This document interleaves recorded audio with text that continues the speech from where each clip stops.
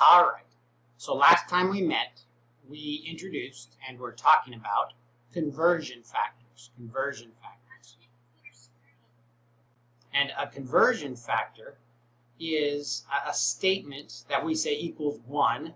Now, essentially what we're saying is that what's on top is equivalent to or related directly to what's on the bottom. So, for example, this one here, we said 1,000 millimeters is the same as 1 meter. And so we can make a conversion factor. That's a statement. And these are conversion factors are tools to help us relate different materials to others and answer questions, right? Here's another example of a conversion factor. Let's use this one, 2.54 centimeters. That's the same distance as 1 inch. And so I can use 2.54 centimeters per inch. I could also put the 1 inch on top and the 2.54 centimeters as well. And know that when I multiply the value, by this conversion factor, I'm not changing it. I'm just giving it different in units. Okay? Another example is if, for example, I have an apple. And an apple has in it, let's say, this apple has 6 seeds. So if every apple has 6 seeds, that can be another example of a conversion factor. 1 apple, 6 seeds. Now you might say, 1 apple is not the same as 6 seeds, but this can also be used as a conversion factor, an example of a conversion factor, because for every 1 apple that you have, if you want to know how many seeds you have, you can use this conversion factor. Or if I said, for example, I had 36 seeds left over, and I want to know how many apples must I have eaten if I had 36 seeds left over. Well, if 1 apple has 6 seeds, you can use this conversion factor, which is like a fraction here. 36 times 1 over 6. 36 times 1 divided by 6, and that would show that you had eaten 6 apples. Okay? And the seeds, again, would cross out because I have seeds here and I'm dividing by seeds. So I'm left with apples. All right? So this is a very, very important thing to have. Because if you have this in front of your eyes or in front of somebody else's eyes, you can show them right away that your math that you're doing is correct, that you've solved the problem. You know how to answer the problem. Not because the answer sounds right or anything like that, because sometimes the answer won't sound right. And that's the problem. We can't always think, oh, I know what to do in that instance. We need to have the units help us out. The units help us out. Now, a lot of times in the upcoming problems, they will be easy problems, and you'll be tempted to just say, oh, I know what the answer is. It's 42 or 27 or 6 or whatever it is. But really what I'm after and what you need to be able to learn how to do is make this statement that shows the conversion factoring into the answer. Okay? So that's what we're going to begin to become familiar with and practice kind of a lot. And again, a lot with questions that really are straightforward, but learning how to set up the problem is more important than the answer at this point. So don't think, oh, I know the answer, it's whatever. Because I'm not interested in the answer at this point. I'm interested in seeing that we can set it up correctly. Okay? So, here's the first example. I can't go on the big kid rides at Euro Disney until I reach 1.1 meters. My family's going to Europe. I need to be 1.1 meters tall if I want to go on the rides. But I don't know how tall that is in feet. Okay? Now you might say, oh, I can just look at Google and ask, and that's true. But again, like we said, we want to learn the method for answering the problem. All right? Now let me show you how this method works. Pay close attention as I teach this new concept, because this is what you do. You have a problem. All right? You have a problem, and almost always if it's a problem, you don't know how to answer it. If you know how to answer it, well, that's no problem. You can just answer it, right? If it's a problem, that means you don't know how to answer it. So when you have a problem and you don't know how to answer it, this is what you need to do. You need to write an equal sign. You need to write an equal sign. And then you draw a line away from that equal sign. And as you draw it, you breathe out. There it is. There it is. Now you say, this has nothing to do with chemistry. What are we talking about? No. But solving hard problems, you can use all the help you can get. And this is the method. All right? And when you breathe out like that and draw this, it doesn't take any brain cells. It's really easy. Anybody can do this. Some people say, I'm not going to do it because I'm too cool. I know the answer already. Don't fight against it. Have confidence that there's more to be learned than what you know, and practice this method for a while. Or until you realize that, wow, it's good forever. And then to the right of the equal sign, we write the units of the answer we're after. The units of the answer we're after. Now, looking at this problem, do you know the units that the answer is going to have? Feet. Feet. That's right. So I write feet there. If I don't do that, if I just write, I call this my snake. Here's the tail of the snake, and there's the little head with the little teeth. If I just draw my snake, and then I don't write my units tell me where I'm trying to get. It's the map. It's the destination. If I don't have that, then I can start writing all I want to over here and think I'm getting closer, but never know because I've forgotten where I'm headed often. So don't think, oh, that's too easy. I know what to do. Write those units. Write those units so you know where to go. All right. So now the top left here, we draw a line like that, and we write the units and the value of what we start with. Do you know what the units and the value that we start with? 1.1 meters. Very good. 1.1 meters. That's excellent job. So 1.1 meters, and I need to get to feet. Now I need to choose conversion factors that will get me there. Conversion factors. And I have a list of conversion factors on the bottom here to help us. But, and I'd like to recognize this before I say the next thing, to get to this point, it costs very few brain cells, right? Drawing a snake is essentially free. Finding the units, it's kind of hard sometimes in problems. You can't tell what they're asking. But generally, it's pretty easy. Only 1 or 2 brain cells. And writing what you start with, that's sometimes hard, but it doesn't always need to be exactly the same thing. So sometimes, if you write the wrong thing, not the wrong thing, there's more than one answer here sometimes. So again, to get to this point, it's cost very few brain cells. And the next step is free brain cells. No brain cells for this step, because all I have to do is I write the units that I have here down in this little box down here, down in this area. I say the same units, meters. And now I have to use my first couple of brain cells maybe. I have to find a conversion factor that has meters on the bottom and gets closer to my units that I want. So let's look at this one over here. Let's find a conversion factor that has meters on the bottom and gets me closer to what I'm after. Okay? Can you find any? Whoops. 100 centimeters equals 1 meter. Where's it at? There it is. Okay. Very good. So I write in here 100 centimeters equals 1 meter. Very good. Then I draw another line. So we've used up a couple brain cells because we needed to find and recognize that conversion factor. But now the centimeters goes down here. That's free. No brain cells, right? Because I just knew that that had to go here. Now I got to get closer to feet. I have to use another conversion factor. Centimeters. What can I use? Which conversion factor do I have there? Do I want to go back to meters?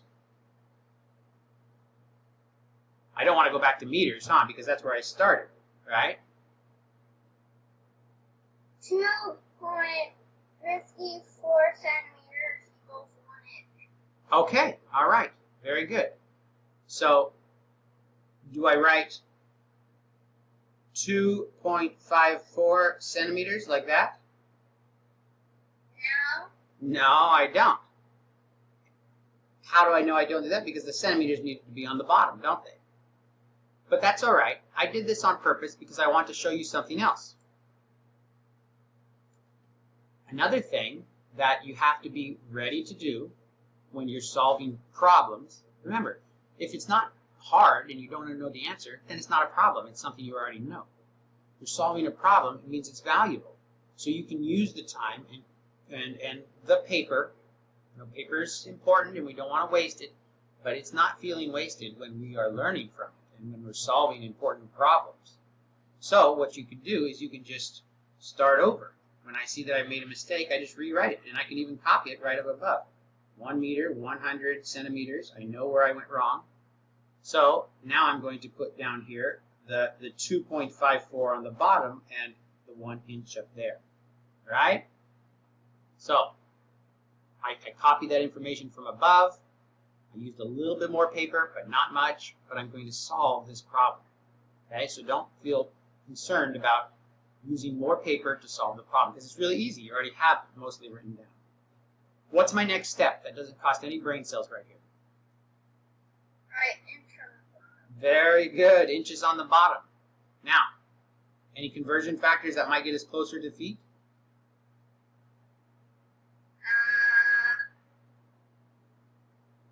12 inches equal 1 foot. Very good. 12 inches, 1 foot.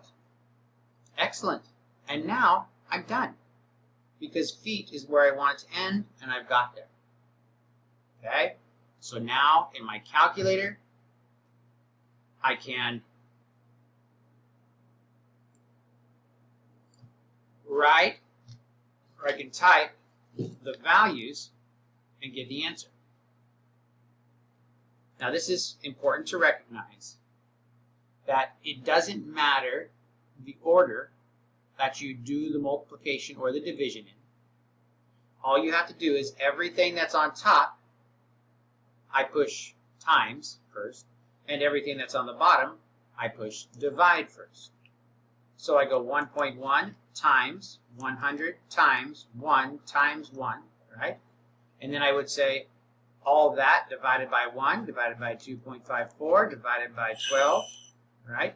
Now, I'm not going to do the answer because I'm going to give you the chance to do it in your calculator, all right?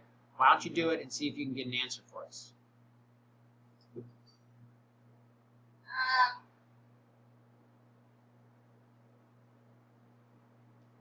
So you do 1.1 times 100 times 1 times 1 divided by 1 divided by 2.54 divided by 12. 1.1 times 100 times 1 times 1 divided by 1 divided by 2.54 divided by 12. 3 point what? 6089. Very good, very good, very good. 3.6089. 3.6089. Okay, now let's go back to our conversation that we had before about significant digits and find out how many significant digits I should keep. How many significant digits did I start with? 2. 2. So I get to keep 2. So the answer is what? 3.6. 3.6. That's right. Excellent job. Now, I want to emphasize again. If I were to do it this way, watch this. So you see how in the calculator here, you can see what I did. And I strongly encourage you to get a calculator like this, where you can see exactly what happened, because a lot of times mistakes will happen when you're using the calculator. And if it's just a calculator that you have to kind of put this times that equals times that equals times that, and or you can't see the whole thing, then you will not know where your mistake was. All right. So it's very important to have a good calculator that you can visualize what's going on up here. But let me show you this. Okay, this time I'm going to take the top value, 1.1, and this time I'm going to divide by 1 here. And then I'm going to divide by the 2.54. And then I'm going to divide by the 12. And now because this is on top, I'm going to times it by 100. And then this is on top, I'm going to times by 1, and then times by 1 for that thing. And I get the same answer. Did you see that? Mm-hmm. This time I'm going to start here. 1 divided by the 12 divided by the 2.54 times the 1 divided by the 1 times the 100 times the 1.1. So everything that's on top gets a times, everything that's down below gets a divided by. All right? It doesn't matter the order, right? It doesn't matter the order. And another thing that you probably have already recognized now is if it's just 1, you can leave those out because we know that if you multiply by 1 or divide by 1, that's always going to be the same answer. So I really just had to go. I'll do the 100 first this time to give us another different example. Okay, I'll do the 100 first, divided by the 12 over here, times the 1.1, and then divide by the 2.54. Do you think that one's going to give me the same answer? Yeah. It did. It does, right? So, the top numbers get multiplied by each other, the bottom numbers get divided. If it's a 1, you don't have to include it. Okay, so some mathematical tricks that I'm reminding you of if you had algebra. If you didn't, then that's called the commutative property, that when you're multiplying or dividing a bunch of numbers together, it doesn't matter the order. It always ends up the same. All right, so we've introduced a method. And again, the method is the most important thing that I'm really introducing to you right now. That method has us writing an equal sign, drawing the body, writing the units that I'm after, right? Apples. And then saying what they've told me, 106 seeds. They said that there's 106 seeds. And I know that that each apple has 6 seeds. And so my conversion factor can be 6 seeds for every 1 apple. Right? So how many apples must there have been if there's 106 seeds? What do you think, Tom? How do I use this conversion factor to help me here? What do I know has to go down here? Seeds. Seeds. Yeah, free. Brain cell free, right? Seeds. And I'd like to get to apples, right? Can I put apples up there? Do I know the relationship between apples and seeds? Yeah. Okay. So now I have to make sure I put the number in the right place. What number goes up here? 6?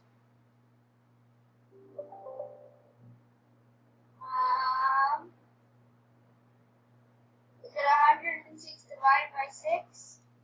Well, I don't know. How can we tell? Is it divide by 6 or times 6?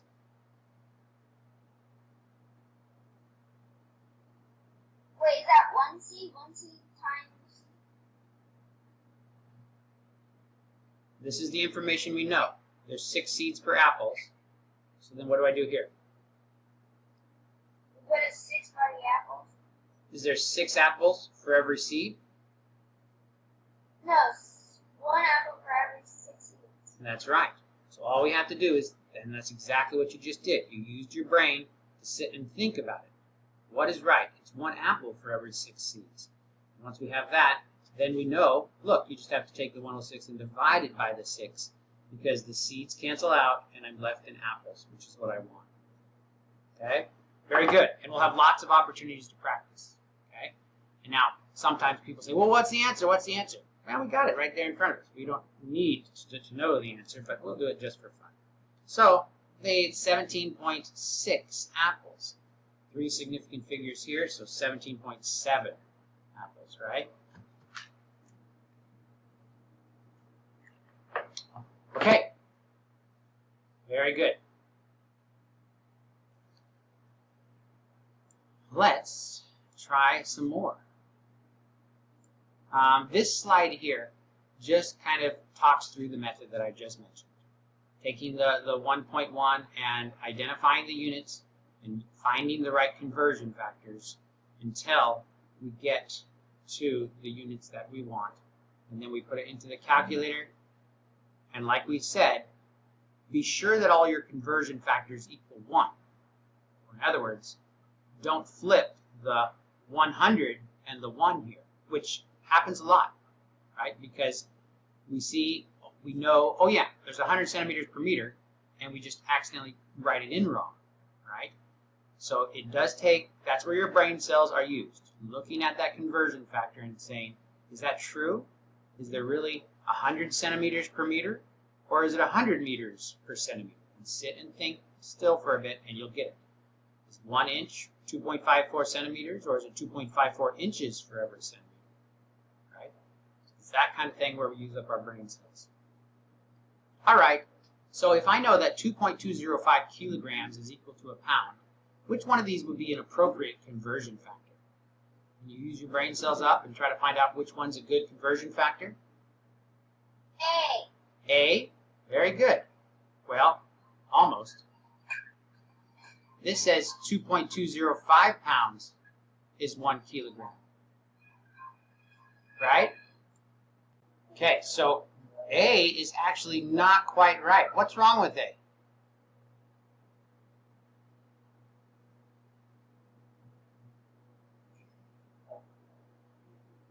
Oh. And to be swapped. Yeah, the numbers or the labels have to be swapped. Okay, so can you find a different one? It's B. It's B. That's right, B. 2.205 pounds for every kilogram. Now, I'm going to flip over to our drawing screen, and you're going to draw me another conversion factor. Write that conversion factor down on a piece of paper. Get a piece of paper out and a pen and write that conversion factor down, and then I'm going to let you draw it, another conversion factor for this relationship over on the screen, okay?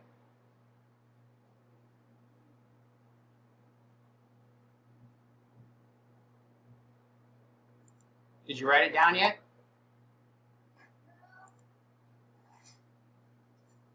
Okay, so if you've written down your 2.205 pounds over kilogram, can you now write down another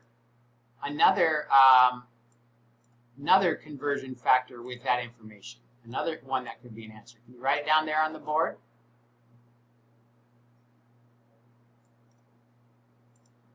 There we go. Now you can.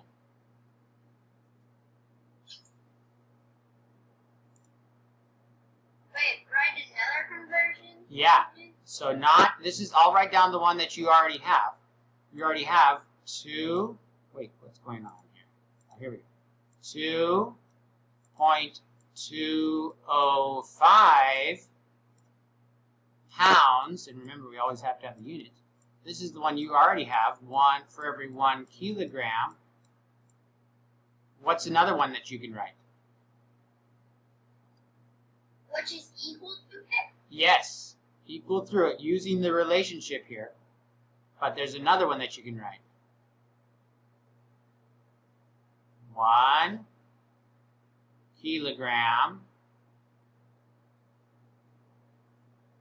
over 2.205. Very good. Excellent. And then write in the pounds. Very good. Excellent. So there's 2 conversion factors that we can write from our one statement there. Excellent work. Good job. So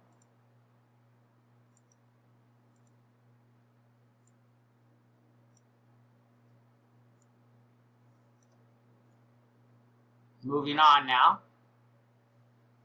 Given that 2.205 pounds equals 1 kilogram, what's the mass of 23.3 pounds expressed in kilograms? All right. So given that 2.205 pounds is 1 kilogram, what is the mass of 23.3 pounds expressed in kilograms? All right. So here's the problem. Minimize that so we can see it a little bit. And then we're going to see if we can solve, or see if you can solve that problem. Okay? So,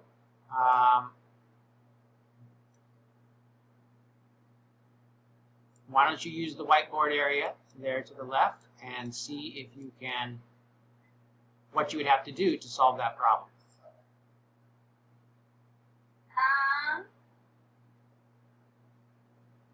Remember our steps. What's the first step? Good.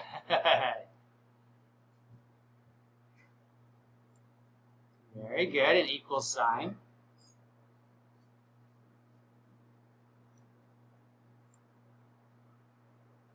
Very good. So you wrote in kilograms.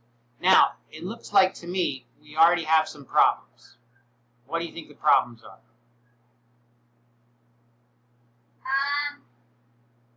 We don't know how much. No, we're out of space. We're out of space. We have to use our space well. So let's try to use a little bit of a finer, a little bit of smaller pen. So why don't you erase that and start over. There you go. That gives you plenty of space. All right. Now, what is it we're starting with? What's the starting value that they've given us? 23.3 pounds. Very good.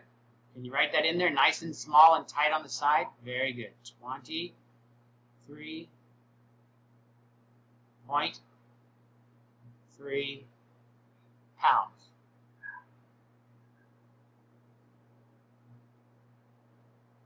Very good. Now, good. You wrote a line, and good. You got the free no brain cells pounds in there. Now we want to go to. Kilograms? Yeah, can we? Do we know any relationship between pounds and kilograms? Yeah. Yeah, that's what they gave us. Good.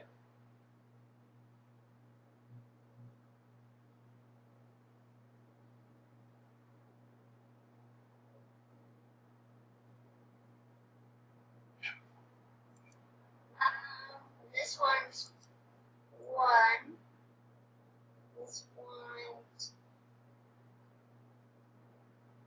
2. Maybe you should try to write underneath it, down here.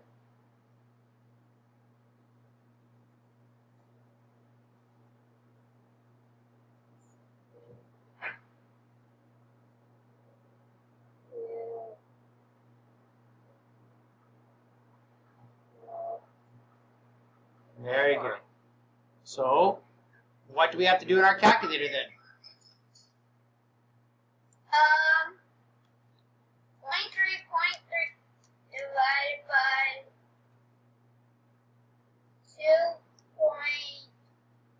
2.25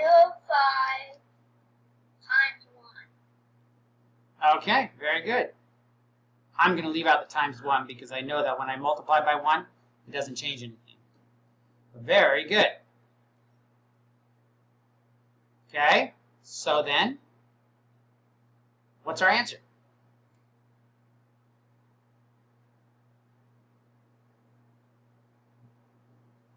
10.56. Okay, so how many significant digits should we have in our answer? 3. 3, that's right. So,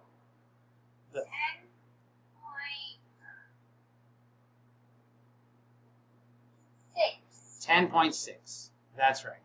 That's right. Very good. Fabulous job. So the answer, why don't you write the answer over there underneath the kilogram sign and circle it.